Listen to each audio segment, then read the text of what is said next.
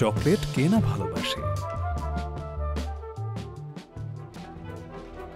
যখন আমি ছুটি কাটাতে যাই তখন সবসময় আমি সাথে করে চকলেট নিয়ে যাই। কোকো ছাড়া কোনো চকলেট নেই, কোনো চকলেট হয় না।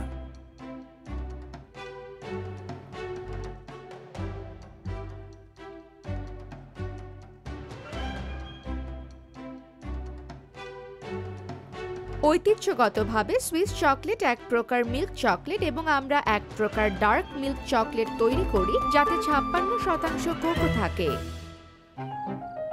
আমি লরা শলসি, আমি লা ফ্লোর চকলেট ফ্যাক্টরির সহ প্রতিষ্ঠাতা। আমরা হাতে চকলেট প্রস্তুত করে থাকি।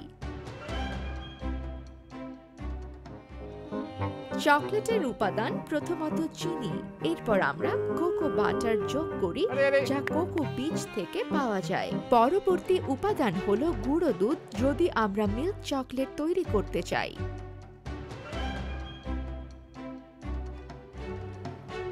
ভালো সুইস চকলেট তৈরি করার জন্য কোকো বীজ সবচেয়ে গুরুত্বপূর্ণ উপাদান। কোকো দক্ষিণ আমেরিকা থেকে এসেছে, পরে এটি সেন্ট্রাল আমেরিকাতে আসে এবং সেখান থেকে আফ্রিকায় যায়। আমি মূলত কলম্বিয়ার মানুষ। আমি বাগান করার জন্য কোকো বেছে নিয়েছি কারণ আমি সবসময় চেয়েছিলাম এমন কিছু করতে যা আমার দুটি দেশ সুইজারল্যান্ড এবং কলম্বিয়ার উভয়কে সংযুক্ত করে। একটি কোকো গাছ 5 মিটারের মতো লম্বা হয়। কোকোর শুঁটি কোকো গাছের শাখায় জন্মায় না, বরং কাণ্ডে জন্মায়। কোকোর শুঁটি পড নিন এবং এটিকে কাটলে ফলের ভেতরের বীজ পাবেন। আপনি এই ফলগুলো কাঠের বাক্সের ভিতর রেখে কলাপাতা দিয়ে মুড়িয়ে দিবেন। এর ফলে ইস্ট এবং ব্যাকটেরিয়া সেখানে গাজন প্রক্রিয়া শুরু করবে। 48 ঘন্টা পরে আপনি বাক্সগুলো উল্টিয়ে দিন। আপনি বিভিন্ন বিরতিতে ফলগুলোকে উল্টিয়ে পাল্টিয়ে রাখতে পারেন। আপনি কখন এগুলোকে উল্টিয়ে পাল্টিয়ে রাখবেন তার উপর চকলেটের ভিন্ন ভিন্ন স্বাদ নির্ভর করবে।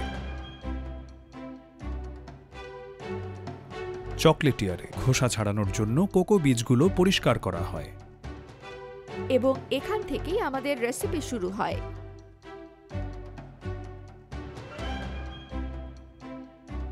আমরা বেকিং শিটগুলোতে কোকোর গুঁড়োগুলো বিছিয়ে রাখি, তারপর এগুলো আমরা ওভেনে রোস্ট করি। প্রত্যেকটি রেসিপিতে আলাদা আলাদা রোস্টিং এর প্রয়োজন পড়ে।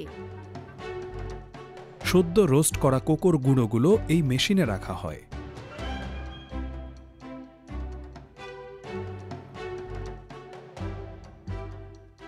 এখানে রোস্টেড কোকো গুঁড়ো আছে এবং এটি একটি পাথরের জাঁতা। এটির দুটি গ্রানাইট পাথর আছে। এই দুটি পাথর এবং জাঁতাকল ঘর্ষণ তৈরি করে। এখন আমি ধীরে ধীরে এখানে কোকোর গুঁড়োগুলো দেব।